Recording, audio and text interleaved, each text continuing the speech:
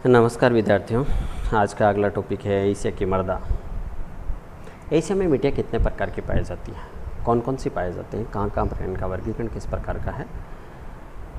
Asia में मिट्टियों की बात करें तो एशिया की मृदा है वो वहाँ की जलवायु, ऊंचावच से मूलतः प्रभावित होती है और मृदा पर जिस प्रकार की जिस क्षेत्र में मृदा या मिट्टी होगी उसी आधार पर उसी क्षेत्र में कृषि पाई जाएगी। कृषि की उत्पादकता और कृषि का प्रतिरूप वहाँ की मृदा पर निर्भर करता है। तो एशिया की मृदा है वो किस तरह से किन किन क्षेत्रों में विशेषताएं पाई जाती हैं। ये एक प्रमुख प्राकृतिक संसाधन है जिसका निर्माण सेल क्षरण से होता है। साथ ही प्राकृतिक वनस्पति, जलवायु, धरातल और भूगर्भिक बनावट इस प्रकृति को निर्धारित करता है। कहने का मतलब है वहाँ की मिट्टी के निर्धारण करती हैं। किसी भी प्रदेश अर्थात प्रदेश की प्रगति वहाँ की मृदा के उपजाऊपन का महत्वपूर्ण योगदान होता है। एशिया में मृदा का अति महत्व है कारण कि क्योंकि एशिया के अधिकांश देशों की जनसंख्या या अर्थव्यवस्था है वो कृषि पर निर्भर है।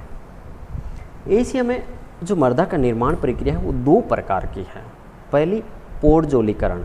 पोड़जोलीकरण से मतलब है वो क्षेत्र जहाँ पर ठंडे और आर्द्र प्रदेश है वहाँ पर इस तरह की मिट्टी का निर्माण होता है। दूसरा लेटेराइटीकरण अर्थात वह क्षेत्र जो गर्म क्षेत्र है और अधिक वर्षा वाले क्षेत्र है वहाँ पर लेटेराइटीकरण के द्वारा मृदा का निर्माण होता है। तो एशिया में क्योंकि अधिकांश भाग है वो गर्म और आर्द्र क्षेत्रों में आता है, गर्म क्षेत्रों में आता है, तो द्वितीय निर्माण प्रक्रिया है वो सर्वाधिक महत्वपूर्ण है। एशिया की मिट्टियों का वर्गीकरण है वो निम्न प्रकार से विभाजित किया गया है। सबसे पहली मृदा आती है जलोढ़ मृदा। जलोढ़ मतलब नदियों के जो प्रवाहित जल है उसके साथ मृदा है वो बहती है, वो जाकर निक्षेपित होती है, तो उस मृदा के कारण जो क्षेत्र का निर्माण होता है वो जलोढ़ मृदा कहलाती है। अवसाद या मलबा कहलाता है, वो जलोढ़ है। ये सबसे नवीन मृदा है और मानसूनी एशिया के डेल्टाई क्षेत्रों में सबसे अधिकतम जलोढ़ मृदा पाई जाती है।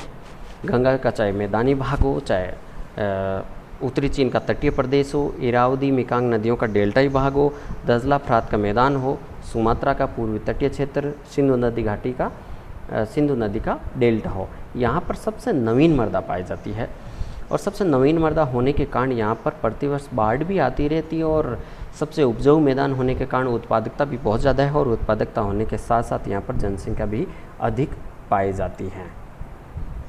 दूसरा है पर्वतीय घाटी मृदा समूह। ये मृदा अत्यधिक जटिलता लिए हुए हैं।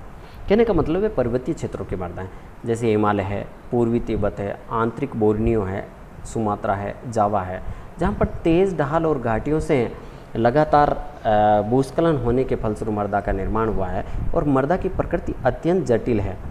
इसमें ह्यूमस की मात्रा हालांकि अधिक पाई जाती है, फिर भी इस अत्यधिक जटिलता के कारण इस प्रदेश की मृदा को किसी एक अन्य श्रेणी में नहीं रखा जा सकता, इसलिए इसको एक अलग से श्रेणी बना दी गई है। एशिया में जो मृदा का निर्माण प्रक्रिया का जो सबसे मूल स्वरूप है लेटेराइट मृदा, लेटेराइटीकरण, तो सबसे ज़्यादा विस्तार है लेटेराइट मृदा का पाया जाता है। और इसकी उत्पत्ति कैसे होती है? रासायनिक क्रियाओं के द्वारा होती है।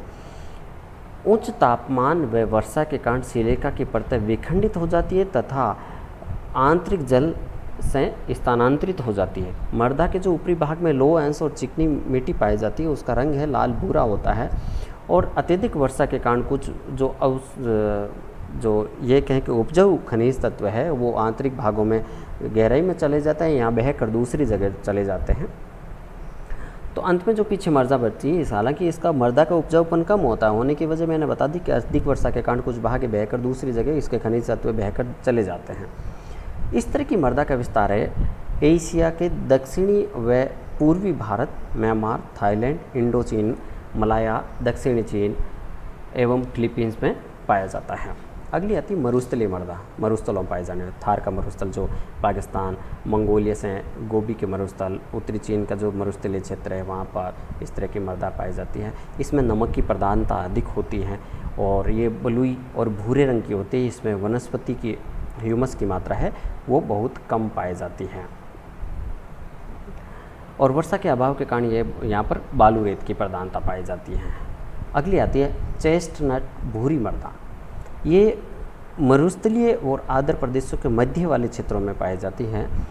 इसके दो प्रधान क्षेत्र हैं, एशिया का एक तो स्टेपी घास का मैदान और पश्चिमी एशिया, उत्तर भारत और उत्तरी चीन। यहाँ पर मरुस्थलीय सीमावर्ती क्षेत्रों में यहाँ इस तरह की वनस्पति पाई जाती है, जहाँ पर कुछ घास और झाड़ियों के आवरण पाए जाने के कारण वनस्पति का और कैल्शियम की मात्रा भी पाई जाती है। यहाँ पर पर्याप्त जल की उपलब्धता के कारण ये कृषि के लिए भी उपयुक्त हैं। और अगली सबसे महत्वपूर्ण मृदा आती है चर्नोजम या काली मृदा। यह भारत के मध्य या उत्तरी पश्चिमी क्षेत्र में, एशियाई रूस व मंचूरिया के दक्षिण पश्चिम भाग में इस प्रकार की मृदा पाई जाती हैं। दक्षिणी भारत में, प्रायद्वीपीय भारत में इस प्रकार की मृदा पाई जाती है, जिसको रेगुर मृदा या कपास मृदा के नाम से जाना जाता है, क्योंकि इसका निर्माण है प्राचीन ज्वालामुखी शैलों के द्वारा हुआ है। और ऐसा माना जाता है कि इस मृदा में पहले सामान्य घास का आवरण था, किंतु अधिकांश क्षेत्रों में कृषि कार्य करने के कारण यहाँ पर ये नष्ट हो गई और वर्तमान में कृषि के रूप में कपास का सबसे अधिक उत्पादन किया जाता है, इसलिए इसको कपास मृदा के नाम से भी जाना जाता है। अगली मृदा आती पोर्टजोली मृदा। पोर्टजोली मृदा से मतलब है साइबेरिया के कोणधारी वनों की। ये जो मृदाएं हैं, आगे वाली 3 मृदाएं हैं, ये सारी के सारी वो मृदाएं हैं जिसका निर्माण पोर्टजोलीकरण की प्रक्रिया के द्वारा हुआ है, अर्थात शीतोष्ण क्षेत्रों में इन मृदा का निर्माण हुआ है। तो साइबेरिया का जो कोणधारी वन है और उत्तरी चीन का उच्च भूभाग है, कोरिया, उत्तरी जो जापान का भूभाग है, जो होक्काइडो द्वीप है वहाँ का भाग, वहाँ पर इस तरह की मृदा पाई जाती है जिसमें लोहा, चूना, पोटास खनिज का अंश है, उसकी अधिकता होती है, जबकि वनस्पति का पर्याप्त मात्रा में अंश पाया जाता है। और इस मृदा की सबसे बड़ी पोर्टजोली मृदा है वो गेहूँ की कृषि के लिए सबसे उपयुक्त मानी जाती है। अगली तीसरी मृदा आती पीली मृदा। एशिया की पूर्वी चीन, दक्षिणी कोरिया, दक्षिणी जापान में पीली अथवा भूरी मृदा का विस्तार है। इसमें लौहांश की मात्रा अधिक पाई जाती है, परंतु पोटास और वनस्पति की मात्रा कम होती है। ये कम उपजाऊ होने के कारण अत्यधिक महत्वपूर्ण नहीं है। और अंत में आती है एशिया की जो टुंड्रा मृदा है।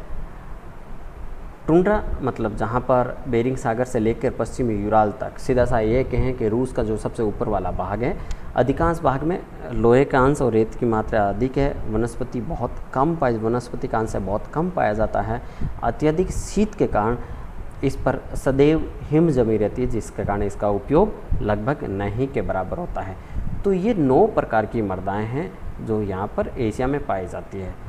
जलोढ़ मृदा, पर्वतीय घाटी या पर्वतीय मृदा, लेटेराइट मृदा, मरुस्थलीय मृदा, चेस्टनट भूरी मृदा, चर्नोजम या काली मृदा, पोर्टजोली मृदा जो शीतोष्ण क्षेत्रों में पाई जाती है, पीली मृदा और टुंड्रा मृदा।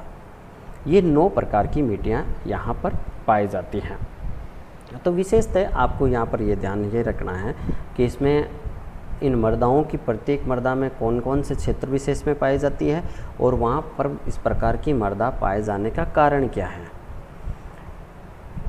अगर कुछ छोटे प्रश्न इसमें बनते हैं कि कपास मृदा किसे कहा जाता है या रेगुर मृदा किसे कहा जाता है, या शीतोष्ण क्षेत्रों में उत्पादित पाई जाने वाली मृदा कौन सी है, या एशिया के जो स्टेपी घास के मैदान है वहाँ पर किस तरह की मृदा पाई जाती है, तो वहाँ पर चेस्टनट मृदा पाई जाती है। नदियों के डेल्टाई क्षेत्रों में किस प्रकार की मृदा पाई जाती है, तो वो जलोढ़ मृदा है।